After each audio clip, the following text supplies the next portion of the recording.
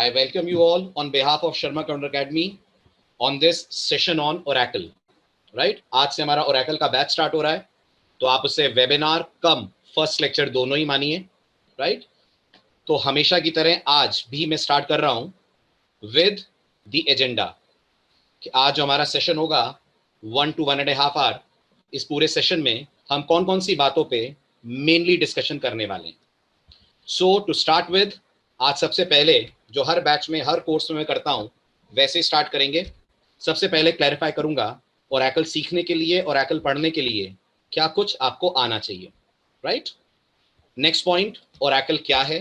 थोड़ा बहुत सबको ओरेकल के बारे में आइडिया है, सब थोड़ा बहुत ओरेकल के बारे में जानते हैं, लेकिन आज आप टेक्निकली सीख के जाइएगा ओरेकल क्या है, मार्केट में ओरेकल इतना पॉपुलर क्यों है, ओरेकल की हिस्ट्री क्या है, ये OORDBMS नाम का टर्म क्या होता है, ये ओरेकल के साथ क्यों जुड़ता है, ओरेकल के कौन कौन से पॉपुलर एडिशंस मार्केट में अवेलेबल है.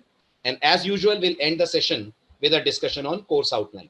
किस कोर्स में आप क्या पढ़ेंगे, क्या कंटेंट कवर होगा, क्या ड्यूरेशन होगा, and all other non technical things. But जो इनिशियल पार्ट है हमारा वो पूरा का पूरा टेक्निकल होगा. So let's begin with the first point. Oracle पढ़ने के लिए, ओरेकल सीखने के लिए what are the prerequisites. आपको जानकर बहुत खुशी होगी, बहुत अच्छा लगेगा. ओरेकल सीखने के लिए कोई स्ट्रिक्ट प्री रिक्विजिट नहीं है. राइट? मैं ये मानकर आपको ओरेकल पढ़ा रहा हूं कि आपने ओरेकल जैसी कोई चीज तो कभी करी नहीं है. हाँ, किसी स्पेसिफिक प्रोग्रामिंग लैंग्वेज की नॉलेज की जरूरत नहीं है, बट थोड़ी बहुत प्रोग्रामिंग आपको आनी चाहिए. थोड़ी बहुत से मेरा मतलब है 2 नंबर ऐड करना अगर आप जानते हैं, चाहे वो सी में जानते हो, चाहे वो पाइथन में जानते हो, C++ में कराओ, दुनिया की किसी भी लैंग्वेज में कराओ, तो आप बहुत कंफर्टेबली ओरेकल समझ पाएंगे. ऐसा नहीं है कि नहीं आता है तो नहीं समझ पाएंगे, तब भी समझ जाएंगे. लेकिन एक कंपैरेटिव स्टडी जब होगी लैंग्वेजेस और ओरेकल के बीच में, तो आपको ज्यादा बेटर समझ में आएगा. इनफैक्ट मैं कहूंगा आप जावा की तरफ जाते हैं तो जावा के आखिर में आते आते आपको ओरेकल की जरूरत पड़ती है. पाइथन के आखिरी टॉपिक को पढ़ते पढ़ते ओरेकल की जरूरत पड़ती है. बट ओरेकल पढ़ते वक्त हमें कोई जावा पाइथन जैसी स्पेसिफिक लैंग्वेज की जरूरत नहीं है.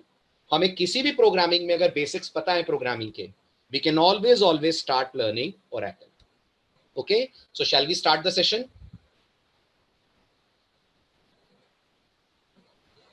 Great. Right. चलिए, तो अब आते हैं, शुरुआत करते हैं सबसे पहले सवाल से. What is Oracle? तो मुझे आपसे जवाब चाहिए. आप बताइए, पहला चांस आप लीजिए. What is Oracle? अगर आपसे पूछा जाए तो आप क्या बोलेंगे? What is Oracle? नहीं. अगर आप सिर्फ कहते हैं ओरेकल एक DBMS है, तो आप ओरेकल के पोटेंशियल को बहुत कम कर दे रहे हैं. आप ओरेकल के पोटेंशियल को बहुत कम कर दे रहे हैं.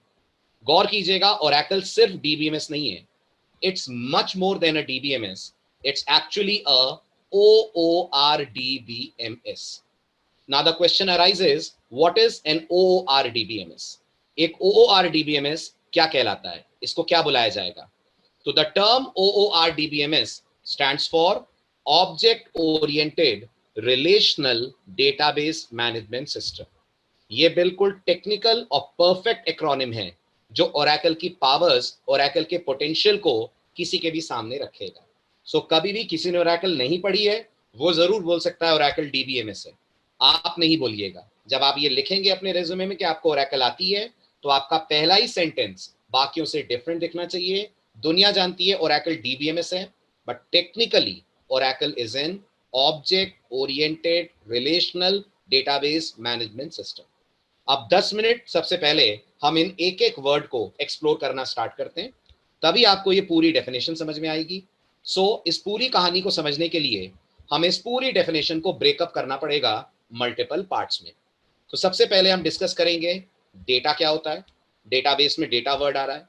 Then we'll have a discussion, database क्या होता है. Then we'll discuss database management system क्या होता है, relational database management system क्या होता है, and finally we'll discuss OORDBMS यानी object oriented relational database management system क्या होता है. ठीक है?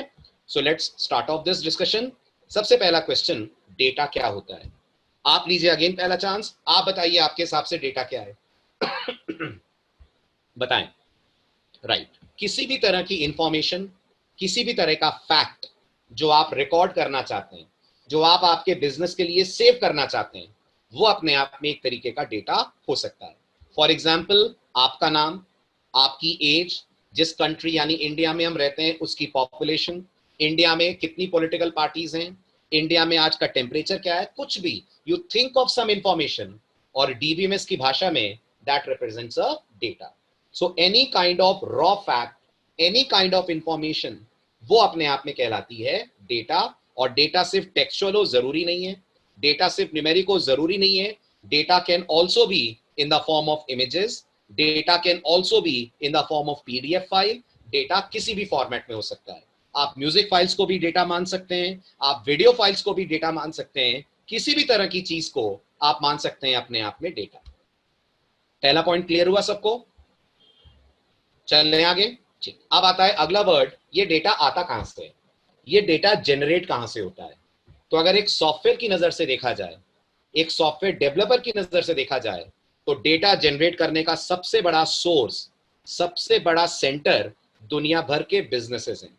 किसी भी तरह का बिजनेस आप ले लीजिए, वो अपने आप में कई तरीके की इंफॉर्मेशन, कई तरीके के फैक्ट्स प्रोड्यूस करता है। जब मैं बिजनेस कह रहा हूं तो नोटिस कीजिएगा, मेरा मतलब किसी भी तरह के ऐसे बिजनेस से जो कमर्शियल एक्टिविटीज में इन्वॉल्व है। आप बैंकिंग ले लीजिए, बैंकिंग एक तरीके का बिजनेस है, वो डेटा प्रोड्यूस करेगा। आप ई कॉमर्स ले लीजिए, वो एक तरीके का बिजनेस है, वो डेटा प्रोड्यूस करेगा। और तो और जो जिसको मैं बिलोंग करता हूं, दैट इज ट्रेनिंग इंस्टीट्यूट, आप इन्हें ले लें, वो भी अपने आप में डेटा प्रोड्यूस करने का काम करेंगे। आप एक छोटे से किराना की दुकान को ले लीजिए, अगर उसे भी आपको डिजिटाइज करना है, उसके लिए भी आपको सॉफ्टवेयर बनाना है, तो वो भी जो डेटा प्रोड्यूस करेगी, वो डेटा आपको करना पड़ेगा कंसिडर। तो अगर कोई कहता है डेटा आता कहां से है, तो डेटा बहुत सिंपल है, डेटा बिजनेसेस से आता है। फॉर एग्जाम्पल, अगर हम शर्मा कंप्यूटर अकेडमी की बात करें, तो शर्मा कंप्यूटर अकेडमी, जिसका ये सेशन आप इस समय अटेंड कर रहे हैं, वो अपने आप में एक सॉफ्टवेयर ट्रेनिंग इंस्टीट्यूट है। नो डाउट वो भी अपने आप में एक बिजनेस है। और हर बिजनेस में याद रखिएगा, दो मुख्य मेन चीजें होती हैं जिससे वो बिजनेस बिल्टअप होता है। एक होता है उस बिजनेस से जुड़े हुए लोग। गौर करिएगा, ये सिर्फ वो लोग नहीं है जो बिजनेस चला रहे हैं, ये वो लोग हैं जो किसी ना किसी तरह से उस बिजनेस से इफेक्ट हो रहे हैं। इसमें आप भी आ रहे हैं एज अ स्टूडेंट, मैं भी आ रहा हूं एज अ ट्रेनर। तो कोई भी एंटिटी जो किसी बिजनेस में डायरेक्ट या इनडायरेक्ट तौर पे इन्वॉल्व है, वो उस पर्टिकुलर बिजनेस में डेटा प्रोड्यूस करेगी, और उस एंटिटी के द्वारा की जाने वाली एक्टिविटीज भी डेटा प्रोड्यूस करने का काम करेंगी। आप अभी देख लीजिए, मैं आपको लाइव ओरेकल पे सेशन दे रहा हूं, क्या इस सेशन से डेटा प्रोड्यूस हो रहा है? बताइए, क्या इस सेशन से कुछ डेटा प्रोड्यूस हो रहा है? यस। इस सेशन से जो वीडियो डेटा प्रोड्यूस हो रहा है, वो जूम के, यूट्यूब के सर्वर्स पे स्टोर होगा, और उस सर्वर पे स्टोर डेटा को फ्यूचर में लोग एक्सेस कर पाएंगे, जिससे हम हमारे बिजनेस को प्रोग्रेस कर सकते हैं। उस डेटा को लेकर हम बहुत सारी इंफॉर्मेशन पूरी दुनिया को शर्मा कंप्यूटर के बारे में कन्वे कर सकते हैं। तो आप नोटिस करिए, किसी भी तरह की बिजनेस एक्टिविटी है, वो किसी ना किसी तरह का डेटा डेफिनेटली प्रोड्यूस करेगी, और वही डेटा सबसे इंपॉर्टेंट होता है एक सॉफ्टवेयर प्रोग्रामर, एक सॉफ्टवेयर डेवलपर के लिए, राइट? अब आप शर्मा कंप्यूटर के बारे में ही बात करिए, तो आप मुझे बताइए, एक ट्रेनिंग इंस्टीट्यूट, शर्मा कंप्यूटर ले लीजिए, कोई भी ले लीजिए, वॉटएवर, वो ट्रेनिंग इंस्टीट्यूट में कौन कौन सी इंपॉर्टेंट एंटिटीज होती हैं, बताइए। ब्रॉड वर्ड्स में अगर हम ढूंढें, तो एक ट्रेनिंग इंस्टीट्यूट में कौन कौन इन्वॉल्व है? आप मानते हैं एम्प्लॉइज हैं, जिसमें भी दो तरह के एम्प्लॉइज हैं, एक टेक्निकल स्टाफ होगा, एक नॉन टेक्निकल स्टाफ होगा। कुछ वो होंगे जो टेक्नोलॉजी डिलीवर कर रहे हैं, कुछ वो होंगे जो टेक्नोलॉजी डिलीवर नहीं कर रहे हैं, लेकिन बाकी एक्टिविटीज को मेंटेन करने में उनका भी बहुत इंपॉर्टेंट रोल है। अपार्ट फ्रॉम एम्प्लॉइज, कोर्सेज होंगे, ये भी एंटिटीज हैं, ये भी ऑब्जेक्ट्स हैं, इनसे भी कुछ ना कुछ इंफॉर्मेशन जुड़ी है, वो कोर्सेज जो हम लोग ऑफर करते हैं। कोर्सेज होंगे तो कोर्सेज के बैचेस होंगे, बैचेस होंगे तो बैचेस में आप जैसे स्टूडेंट्स एनरोल होंगे, और आप जैसे स्टूडेंट से रिलेटेड भी बहुत सारा डेटा होगा जो हमारे बिजनेस को प्रोग्रेस करने में हमारी हेल्प करेगा। बताइए, ये बात समझ में आई? इसमें तो कहीं कोई टेक्निकल बात नहीं है, बहुत सिंपल वर्ड्स में बोल रहा हूं कि किसी भी तरीके का बिजनेस अगर है, वो बिजनेस डेटा प्रोड्यूस करेगा ही करेगा। आप उसमें एम्प्लॉइज ले लीजिए, उस बिजनेस के प्रोडक्ट्स ले लीजिए। अब आप एक ई कॉमर्स कंपनी की बात करें जैसे अमेजॉन, तो वहां भी एम्प्लॉइज हैं, आप मानते हैं, राइट? तो पहली एंटिटी वहां भी है। ये जो कोर्सेज और बैचेस हैं, ये वहां के आइटम्स और प्रोडक्ट्स हो जाएंगे, और जो स्टूडेंट्स हैं वो अमेजॉन के कस्टमर्स हो जाएंगे। मानते हैं आप? उनका भी डेटा होगा, जो Amazon अपने बिजनेस के लिए स्टोर करेगा, जिसे Amazon अपने बिजनेस के प्रमोशन के लिए यूज करेगा।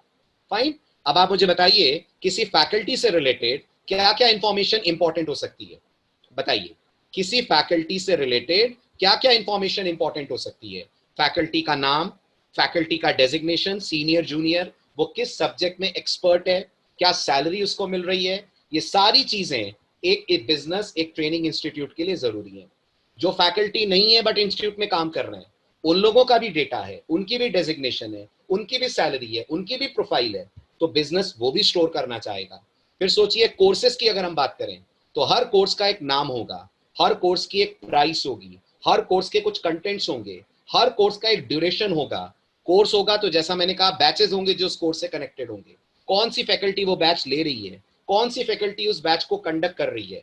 देन फाइनली आपके जैसा इंपॉर्टेंट डेटा आएगा, स्टूडेंट्स जो इस बैच को ज्वाइन कर रहे हैं, जो इस बैच को अटेंड कर रहे हैं, जिन्होंने कुछ फी अमाउंट पे करा है। ये सब सोचिए तो एक बिजनेस की, ट्रेनिंग इंस्टीट्यूट के बिजनेस की प्रॉपर फंक्शनिंग के लिए जरूरी है। Am I clear on this point? सब लोगों को समझ में आ रहा है ये पॉइंट? सबको क्लियर हो रही है बात? Great, very good.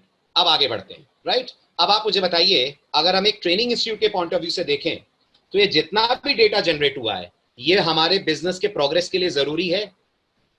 मानते हैं आप? अगर ये डेटा हम रिकॉर्ड करेंगे तभी हम इस पहले सवाल का जवाब दे पाएंगे ना, कि ड्यूरिंग लॉकडाउन हमने कौन कौन से कोर्सेज ऑफर करे, कौन कौन से कोर्सेज में स्टूडेंट्स एनरोल हुए और कितने एनरोल हुए, कौन सा कोर्स स्टूडेंट्स के बीच में सबसे ज्यादा पॉपुलर रहा। ये सब हमारे फ्यूचर बिजनेस प्रेडिक्शंस के लिए बहुत बहुत इंपॉर्टेंट है। और दुनिया में सोचिए, हर बिजनेस अगर है तो वो प्रॉफिट के लिए है, वो अपने आप को आगे बढ़ाने के लिए है, और उसमें सॉफ्टवेयर्स का, डेटाबेसेस का बहुत बहुत इंपॉर्टेंट कंट्रीब्यूशन होता है। आप ऑन पेपर बैठकर ये चीजें रिकॉर्ड करेंगे तो आपके लिए बहुत मुश्किल होगा इसको मेंटेन करना। अब अगर ये सारी इंफॉर्मेशन एक कंप्यूटर के जरिए मेंटेन की जाए, एक कंप्यूटर के जरिए इस पूरी इंफॉर्मेशन को हम अपने बिजनेस के लिए यूज करें, तो समझ में आता है the role of databases and database management system.